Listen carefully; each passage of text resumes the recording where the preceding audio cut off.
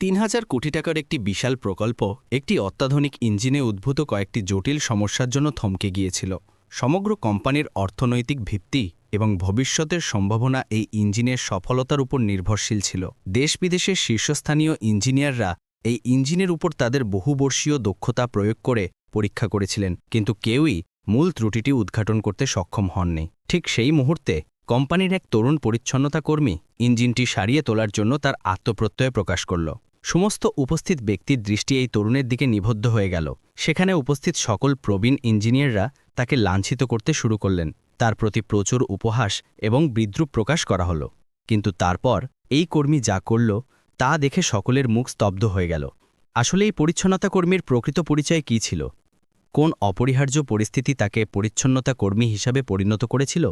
এই অসাধারণ শিক্ষণীয় এবং প্রেরণাদায়ক ভিডিওটি শুরু করার পূর্বে আপনি চ্যানেলটিকে সাবস্ক্রাইব করে নিন, যাতে জীবনকে রূপান্তরিত করতে সক্ষম এমন ভিডিওগুলি আপনি প্রতিদিন পেয়ে থাকেন। গল্পের প্রারম্ভ হয় হায়দ্রাবাদের বাইপাস রোডের সন্নিকটে অবস্থিত এই প্রকাণ্ড বিলাসপূর্ণ ভবনটি থেকে, যা ছিল ইনোভাটেক অটোমোটিভস কোম্পানির। এটাই তাদের প্রধান সদর দপ্তর ছিল। শুধুমাত্র এই ভবনটির ঔজ্জ্বল্যই নয়, বরং এই কোম্পানির প্রযুক্তি ও সেবার আলোচনার কারণেও এই কোম্পানিটি মনোযোগের কেন্দ্রস্থলে থাকে। সারা দেশের লক্ষ লক্ষ মানুষের আকাঙ্ক্ষা থাকে যে তারাও যেন এই কোম্পানিতে একটি উন্নত কর্মসংস্থান লাভ করে।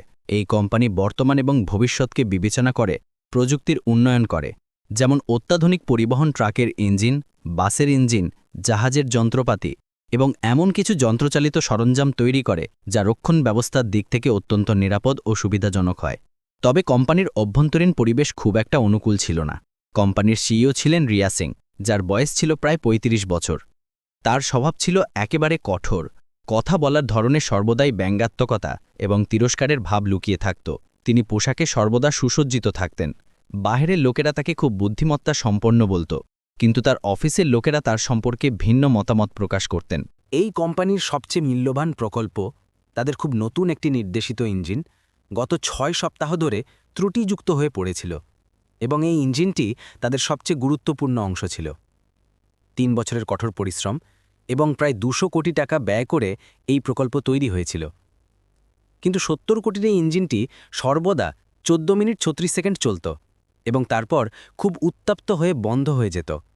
প্রতিবারই একই ত্রুটি দেখা যেত। Harmonic disruption detected. একটি বড় এলইডি স্ক্রিনের সাথে যুক্ত এই ইঞ্জিনটি লাল ত্রুটির চিহ্ন দেখাচ্ছিল। এই ইঞ্জিনটি এআই মডেলের উপর ভিত্তি করে তৈরি ছিল। এই ইঞ্জিনটি এমন একটি পরিবহন ট্রাকের জন্য ডিজাইন করা হয়েছিল যা চালক ছাড়াই পণ্যকে অত্যন্ত নিরাপদে এক স্থান থেকে অন্য স্থানে পৌঁছে দিতে সক্ষম হবে। এটি সম্পূর্ণ ২০০ কোটি টাকার প্রকল্প ছিল, কিন্তু সমস্ত কাজ এই ইঞ্জিনের পরীক্ষার উপর আটকে ছিল। ৩টি ভিন্ন দলের বড় বড় ইঞ্জিনিয়াররা এসে পরাজয় স্বীকার করেছিলেন। এই ইঞ্জিনিয়াররা হার্ভার্ড ও স্ট্যানফোর্ডের মতো বিশ্বখ্যাত বিশ্ববিদ্যালয় থেকে শিক্ষালাভ করেছিলেন। ইঞ্জিনের ডিজাইন সম্পর্কে তাদের প্রচুর জ্ঞান ছিল, কিন্তু তাদের জ্ঞানও এই ইঞ্জিনের সামনে কোনো কাজে আসছিল না। বড় বড় ডিগ্রিধারীরা এই ইঞ্জিনের সামনে ব্যর্থ হচ্ছিলেন। তারাও আসল সমস্যাটা বুঝতে পারছিলেন না। এদিকে রিয়া সিংয়ের উদ্বেগ দিন দিন বৃদ্ধি পাচ্ছিল। যদি এই ইঞ্জিন দ্রুত সারানো না হতো, তবে কোম্পানির ৫০০ কোটি টাকার ক্ষতি হতে পারত এবং বাজারে তাদের প্রভাব শেষ হয়ে যেত। এটি একটি বেশ বড় প্রকল্প ছিল, যার উপর কোম্পানির ভবিষ্যৎ নির্ভর করছিল। এই কোম্পানিতেই অর্জুন কুমার নামের একজন পরিচ্ছন্নতা কর্মী ছিল, যে গত ৪ বছর ধরে এই কোম্পানিতে অনেক উত্থান পতন প্রত্যক্ষ করেছিল। সে কাজ তো করত পরিচ্ছন্নতার, কিন্তু তার চোখ আর মন এখানকার প্রযুক্তিকে পর্যবেক্ষণ করত। সে এতটাই তীক্ষ্ণ বুদ্ধিসম্পন্ন ছিল যে যে কাজই সে মনোযোগ সহকারে দেখত সেটাই শিখে নিত। অফিসের সাদা মেঝে থেকে শুরু করে সম্মেলন কক্ষে রাখা কাঁচের পাত্র পর্যন্ত অর্জুন কুমার সব জায়গায় যেত। যদিও সে কোম্পানিতে সব জায়গায় দেখা যেত, তবুও সে প্রত্যেক কর্মচারীর দৃষ্টি থেকে অদৃশ্যই থাকত, অর্থাৎ কেউ তার দিকে মনোযোগ দিত না। সে যখনই কোনো প্রযুক্তিগত জ্ঞান প্রকাশ করত, কর্মচারীরা তার মজা উড়াত, তাকে তিরস্কার করে তাড়িয়ে দিত, কেউ তাকে গুরুত্ব দিত না। অর্জুনের কাছে একটি ছোট কলেজ থেকে ইঞ্জিনিয়ারিংয়ের ডিগ্রি ছিল। সেই ডিগ্রি বড় স্বপ্ন নিয়ে অর্জন করেছিল, কিন্তু জীবনে পরিস্থিতি এমন তৈরি হয়েছিল যে তাকে একজন পরিচ্ছন্নতা কর্মী হতে হয়েছিল, কারণ তার মায়ের প্রথম পর্যায়ের ক্যান্সার ছিল, যার চিকিৎসা ছিল, কিন্তু তা খুবই ব্যয়বহুল ছিল। এবং প্রতিটি চিকিৎসার খরচ এত বেশি ছিল যে যদি সে বড় ইঞ্জিনিয়ার হওয়ার স্বপ্ন দেখত তবে মায়ের চিকিৎসা বন্ধ হয়ে যেত। সে তার স্বপ্ন নয়, বরং মায়ের চিকিৎসা বেছে নিয়েছিল, যার জন্য অর্থ সংগ্রহ করতেই সে যে কোনো কাজ করার জন্য প্রস্তুত ছিল। তবে এই কোম্পানির চেয়ে ভালো জায়গা আর হতে পারত না, যেখানে সে কিছু না কিছু শিখতে পারত। এই কারণেই সে অন্য কোথাও কাজ না করে এই কোম্পানিতে পরিচ্ছন্নতা কর্মী হয়ে গিয়েছিল। অর্জুন সারা দিন অফিসে থাকত, কিন্তু সেই ইঞ্জিনের শব্দ সে সর্বদা শুনতে পেত। রাতে যখন সবাই বাড়ি চলে যেত এবং সে সম্মেলন কক্ষ পরিষ্কার করত, তখন সে গোপনে ইঞ্জিনের নকশা পড়ত। তার মন পরিচ্ছন্নতার কাজে নয়, বরং ইঞ্জিনের ডিজাইনে নিমগ্ন থাকত। সে দেখেছিল যে ইঞ্জিনটি জার্মানিতে ছোট ইউনিটে তৈরি হয়েছিল, কিন্তু তার এআই সফটওয়্যার আমেরিকার বড় ইউনিটগুলিতে সেট করা হয়েছিল। একটি ছোট ইউনিট পরিবর্তনের এই পার্থক্যটাই একটি বড় ভুল তৈরি করছিল। অর্জুনের জীবন অনেক সংগ্রামময় ছিল। 9 বছর বয়সে অর্জুনের বাবা মারা যান। তখন থেকে মা এবং দাদুর যত্নে অর্জুন বড় হয়েছিল। অর্জুনের পড়াশোনা থেকে শুরু করে বাড়ির সমস্ত খরচ দাদুই বহন করতেন। দাদুর একটি পুরনো গ্যারেজ ছিল। অর্জুন পড়াশোনায় খুব দক্ষ ছিল, তার বুদ্ধি খুব তীক্ষ্ণ ছিল। সে প্রায় স্কুল থেকে এসে তার দাদুর গ্যারেজে চলে যেত এবং তার কাজে সাহায্য করত। দাদু সেই এলাকার সবচেয়ে পুরনো এবং সুপরিচিত মেকানিক ছিলেন। তার অভিজ্ঞতা, তার দক্ষতা প্রশংসনীয় ছিল। তিনি ইঞ্জিনের শব্দ শুনেই বলে দিতে পারতেন যে সমস্যাটা কী। অন্যদিকে অর্জুনও কিছু কম ছিল না। দাদুর মতো দুঃখতা যেন সে উত্তরাধিকার সূত্রেই পেয়েছিল। দাদু যখনই কোনো গাড়ি সারাতেন, সে খুব মনোযোগ সহকারে দেখত। সে জিনিসটাকে সূক্ষ্মভাবে বুঝত।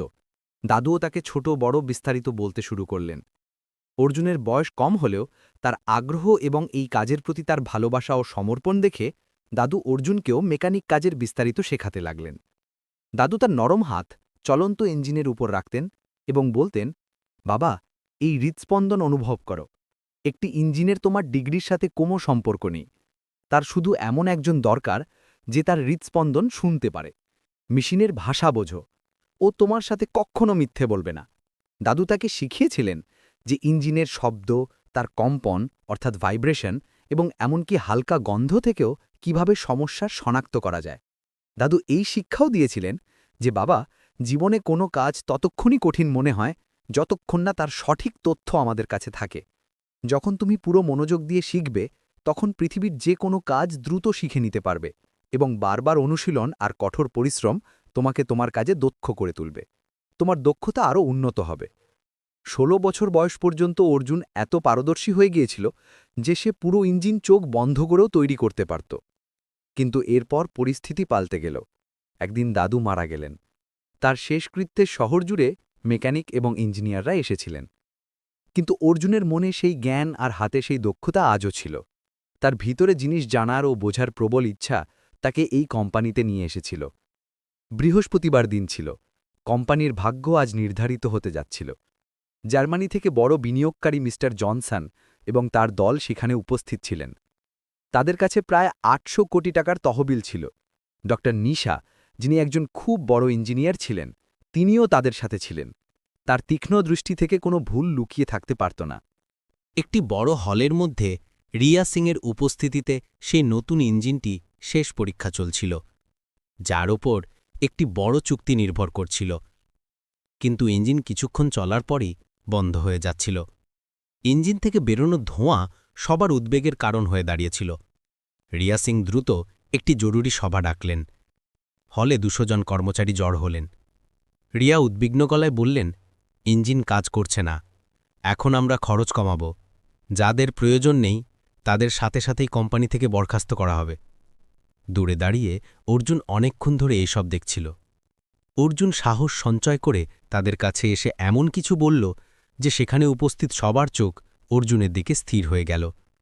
অর্জুন তার একটি হাত তুলে বলল, ম্যাডাম, আমার মনে হয় যে ভুলটা সফটওয়্যারে নয়, বরং ইঞ্জিনের কম্পন অর্থাৎ হারমোনিক ফ্রিকোয়েন্সি সেট করার মধ্যে আছে। 200 জনের মুখ একযোগে অর্জুনের দিকে ঘুরে গেল। মিস্টার জনসন এবং ডক্টর নিশাও অবাক হয়ে সামনে ঝুঁকলেন। রিয়া সিংয়ের রাগ আকাশ ছুঁয়েছিল। সবার সামনে অর্জুনকে অপমান করার জন্য ব্যঙ্গ করে তিনি বললেন, ও দেখো, আমাদের পরিচ্ছন্নতা কর্মীর ইঞ্জিনিয়ারিং জ্ঞান হয়ে গেল। যে মেশিন এত বড় বড় ইঞ্জিনিয়াররা ঠিক করতে পারলেন না, সেটা তুমি ঠিক করবে? সেখানে উপস্থিত কিছু কর্মচারী অর্জুনকে তিরস্কারের চোখে দেখছিলেন, তো কেউ কেউ অবাকও হয়েছিলেন যে এত কিছু ও জানল কি করে। রিয়া সিং আবার ক্ষেপে উঠে বললেন, আরে বোকা, তুমি জানো এটা কত দামি ইঞ্জিন? এটা কোনো সাধারণ গাড়ি বা গ্যারেজে খারাপ হয়ে পড়ে থাকা সাধারণ ইঞ্জিন নয় যে তুমি ঠিক করে দেবে। এর সম্পর্কে তোমার কোনো ধারণা আছে যে মুখ তুলে যা ইচ্ছা তাই বলে দিলে? অর্জুন আরেকবার আত্মবিশ্বাসের সাথে বলল, আরে ম্যাডাম, আমাকে একটা সুযোগ তো দিন। আমি ইঞ্জিনের মূল সমস্যাটা বুঝতে পারছি। অর্জুন অনুরোধ করেই যাচ্ছিল।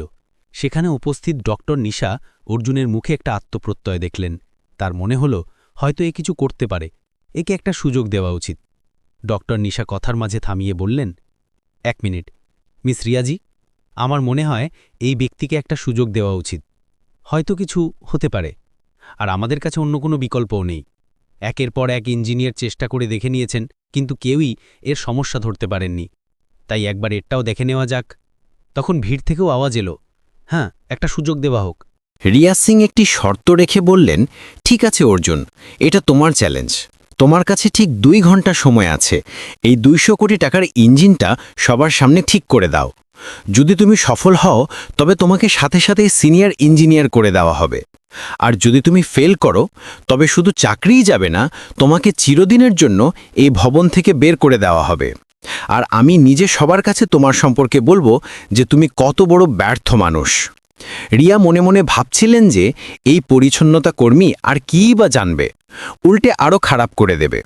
চলো ভালোই হবে, যদি ইঞ্জিনে কোনো গোলমাল হয় তবে আমি সেই সমস্ত লোকদের উপর দোষ চাপাবো যারা একে উৎসাহ দিচ্ছে, এর সমর্থন করছে। অর্জুনের মুখে কোনো ভয় ছিল না। রিয়া এই পরিচ্ছন্নতা কর্মীর উপর বিরক্ত ছিলেন এবং রিয়াকে বিশ্বের সামনে এর মজা বানানোর একটা সুযোগ পেয়ে গেল। রিয়ার সাথে সাথেই তার দলকে বলল, এই পুরো চ্যালেঞ্জটাকে সোশ্যাল মিডিয়াতে লাইভ দেখানো হোক। সে চাইছিল যে গোটা বিশ্ব দেখুক যে একজন গরিব মানুষ নিজের ছোট যোগ্যতা থেকে বড় জিনিস স্পর্শ করার চেষ্টা করে, তখন কি হয়। অর্জুনের মাথায় শুধু দাদুর কণ্ঠস্বর প্রতিধ্বনিত হচ্ছিল। অর্জুন ইঞ্জিন শুরু করতে বলল। ইঞ্জিন শুরু করা হলো।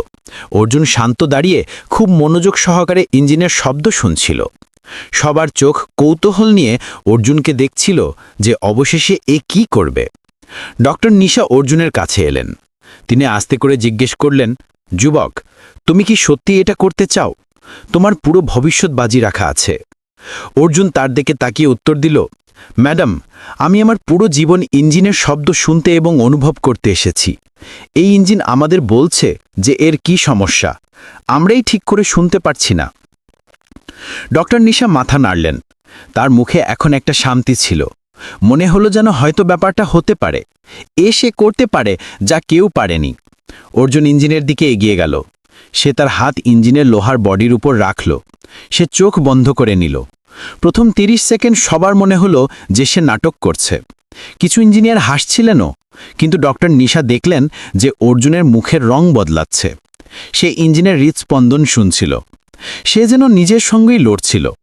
তখনই অর্জুন গম্ভীর স্বরে বলল, এআই সিস্টেম ঠিক আছে, কিন্তু সে এমন যান্ত্রিক সমস্যা ঠিক করার চেষ্টা করছে যা আসলে নেই। সে মিস্টার জনসনের দিকে তাকিয়ে কৌতূহলপূর্ণ স্বরে জিজ্ঞেস করল, স্যার, এই ইঞ্জিনটা কি জার্মানিতে ছোট ইউনিটগুলিতে তৈরি হয়েছিল? মিস্টার জনসন চুপচাপ মাথা নাড়লেন এবং ধীর স্বরে বললেন, হ্যাঁ, কিন্তু এআই আমেরিকায় সেট করা হয়েছে। এই কথায় অর্জুন সঙ্গে সঙ্গেই বলল, ওটাই তো প্রথম সমস্যা। জার্মানি এবং আমেরিকার ইউনিটগুলির মধ্যে খুব সামান্য পার্থক্য রয়েছে। এআই সফটওয়্যার একটি ভিন্ন হৃৎস্পন্দনে আশা করছে, কিন্তু ইঞ্জিনের পার্টস তার কথা মানতে পারছে না। এটা এমন যেন একটা গান চলছে যেখানে প্রতিটি সুর সামান্য ভিন্ন তালে বাজছে। ইঞ্জিন আবার বন্ধ হয়ে গেল। অর্জুন বলল, ইঞ্জিনটা আবার শুরু করুন এবং এবার স্পিড ধীরে ধীরে বাড়ান। ইঞ্জিনের প্রতিটি বাড়ন্ত গতি এবং শব্দ থেকে অর্জুন কুমার সমস্যাটি আরও গভীরভাবে বুঝে নিলেন।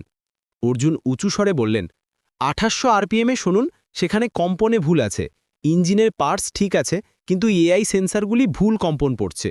আপনাদের ইঞ্জিনিয়াররা কম্পিউটারের ভুল খুঁজছিলেন যখন সমস্যাটা ইঞ্জিনের সুরের মধ্যে ছিল।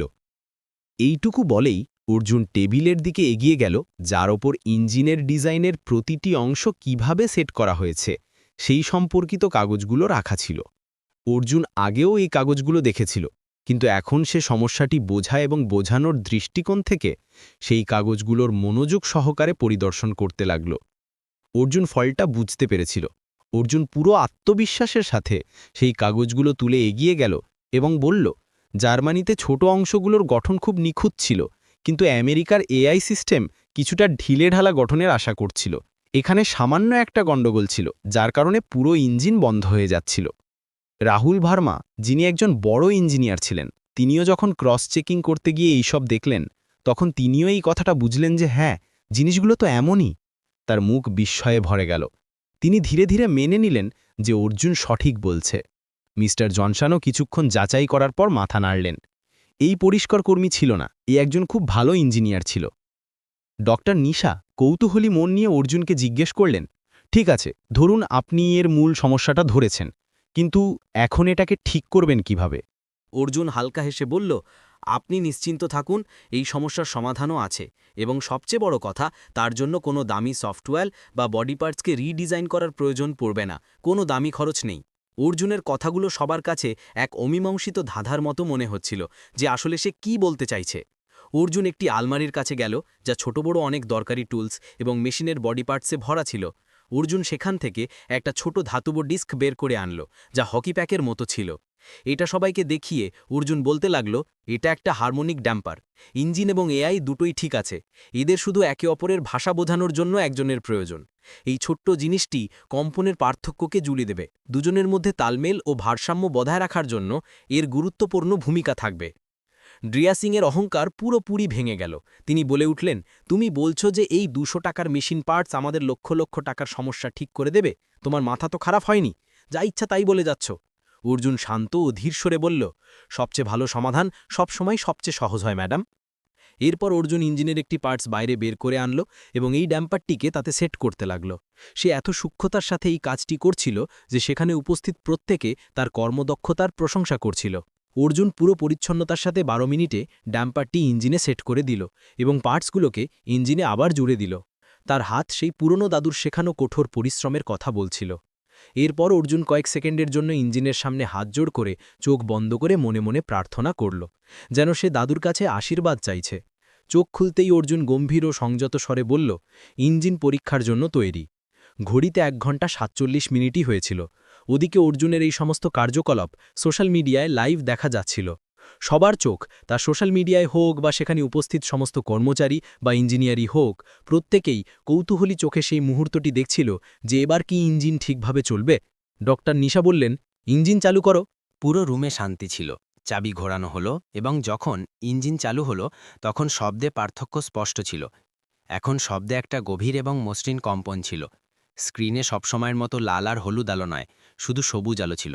ইঞ্জিনের তাপমাত্রা একেবারে সঠিক ছিল। ডক্টর নিশার চোখে খুশিতে উজ্জ্বল হয়ে উঠল। তিনি বললেন, 40 বছরে আমি এত পরিষ্কার রিডিং কখনো দেখিনি। ইঞ্জিন এখন 97.3% ভালোভাবে চলছে। এটা তো দারুণ। বিশ্বাস হয় না। রিয়ার মুখের রং উড়ে গেল, কিন্তু তিনি তবুও হার মানলেন না। তিনি রুক্ষভাবে কড়া শব্দে বললেন, ঠিক আছে, চলছে, কিন্তু এটা কি ট্রাক চালাতে পারে? তিনি নিচে দাঁড়িয়ে থাকা বড় ট্রাকটির দিকে ইশারা করলেন। অর্জুন শুধু মাথা নাড়ল এবং বলল, হ্যাঁ ম্যাডাম। ইঞ্জিনের শক্তি ট্রাকের সিস্টেমে চলে গেল। 6 সপ্তাহে প্রথমবারের মতো সেই বড় গাড়িটা চালু হলো। সেই ট্রাক পার্কিং থেকে বাইরে বেরিয়ে এলো। ইঞ্জিনের শক্তি এবং এআই এর জটিল কমান্ড সিস্টেমের তাল মেলে ট্রাকটি দুর্দান্তভাবে চলছিল এবং প্রতিটি নিয়ম মেনে চলছিল। সেই ট্রাকটি 37 মিনিট ধরে চলতে থাকল। মিস্টার জনসন এবং তার সঙ্গীরা খুব খুশি হলেন। এই পারফরম্যান্স তাদের সমস্ত পুরনো পরিকল্পনার চেয়েও ভালো ছিল। ডক্টর নিশা যখন ইঞ্জিন বন্ধ করতে বললেন, তখন পুরো রুমে সবাই স্বস্তির নিঃশ্বাস নিল। 6 সপ্তাহের ব্যর্থতা মাত্র 1 ঘন্টা 47 মিনিটে ঠিক হয়ে বড় সাফল্যে বদলে গিয়েছিল, আর তাও একজন পরিচ্ছন্নতা কর্মীর হাতে। ডক্টর নিশা এগিয়ে এসে অর্জুনের সাথে হাত মেলালেন। তোমার উপলব্ধি এবং সমাধান দুটোই খুব ভালো। তোমার দাদু গর্বিত হবেন। মিস্টার জনসন সাথে সাথে ঘোষণা করে বললেন, আমরা আমাদের বিনিয়োগ 20% বাড়াচ্ছি, কিন্তু আমাদের একটা শর্ত আছে।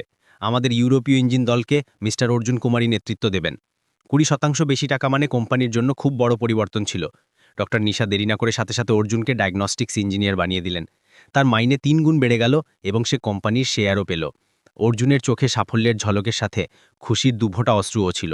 অর্জুন এখন বিশ্ব পরিচ্ছন্নতা কর্মী নয়, সে কোম্পানির সবচেয়ে গুরুত্বপূর্ণ ইঞ্জিনিয়ার হয়ে গেল। রিয়া সিং জানালার পাশে একা দাঁড়িয়েছিলেন। তার লাইভ স্ট্রিম তখনও চলছিল। কিন্তু লোকেরা এখন তাকেই রাগ দেখাচ্ছিল। লোকেরা অর্জুনের প্রশংসা করছিল এবং রিয়ার অহংকার নিয়ে প্রশ্ন তুলছিল। 2 সপ্তাহের মধ্যে সবকিছু পাল্টে গেল। বোর্ড রিয়ার নেতৃত্ব নিয়ে প্রশ্ন তুলল। তার পুরানো ইমেলগুলি, যেখানে তিনি অর্জুনকে অপমান করেছিলেন, তা প্রমাণ হয়ে দাঁড়াল। রিয়া সিংকে সিইওর পদ থেকে সরিয়ে শুধু স্ট্র্যাটেজিক অ্যাডভাইজার করা হলো। তার মাইনেও অনেক কমে গেল এবং তার সমস্ত বড় সিদ্ধান্ত নেওয়ার ক্ষমতা কেড়ে নেওয়া হলো। তাকে একটি বড় ভুলের মুখোমুখি হতে হলো। অর্জুনের জীবন পুরোপুরি পাল্টে গেল। সে নতুন অফিস, নতুন গাড়ি এবং সবচেয়ে বেশি সম্মান পেল। কোম্পানি একটি নতুন নিয়ম তৈরি করল যে এখন থেকে প্রত্যেক কর্মচারীর কথা, সে যতই ছোট পদে থাকুক না কেন, মনোযোগ দিয়ে দেখা হবে। অর্জুনের গল্পের কারণে কোম্পানি স্টকও 15% বেড়ে গেল। 6 মাস পর অর্জুন এখন জার্মান ইঞ্জিনিয়ারদের সাথে কাজ করছিল। তার মায়ের চিকিৎসা এখন পুরোপুরি হয়ে গিয়েছিল। তার বাড়িতে দাদুর ছবি এবং তার পুরানো ডিপ্লোমা আজও রাখা ছিল, কিন্তু এখন তাদের সাথে নতুন অ্যাওয়ার্ডও ছিল। একদিন রিয়া সিং অর্জুনের কাছে এলেন, একদম সাধারণ পোশাকে। তার পুরানো অহংকার শেষ হয়ে গিয়েছিল। তিনি বিনয়ী স্বরে বললেন, অর্জুন, আমার ক্ষমা চাই। আমি তোমার মতো নেতা হতে শিখতে চাই। অর্জুনের দাদু এবং মায়ের শিক্ষা মনে এলো যে সবাইকে একটা সুযোগ দেওয়া উচিত। অর্জুন বলল, দিদি, তোমাকে শুধু মেশিনের হৃদস্পন্দন শোনা নয়, মানুষের কথা শোনাও শিখতে হবে। রিয়া হেসে উঠলেন। তো বন্ধুরা, এইভাবে দক্ষতা, অভিজ্ঞতা এবং ভালো সংস্কার জেদ এবং অহংকারকে হার মানালো। আসল জ্ঞান বড় ডিগ্রিতে নয়, মন ও মস্তিষ্কের বোঝার মধ্যে থাকে। যদি আপনাদের এই গল্পটি পছন্দ হয়, তাহলে প্লিজ এই চ্যানেলটিকে লাইক, সাবস্ক্রাইব করতে ভুলবেন না। আপনারা আমাদের ভিডিও কোন শহর থেকে দেখছেন, কমেন্টে অবশ্যই জানান।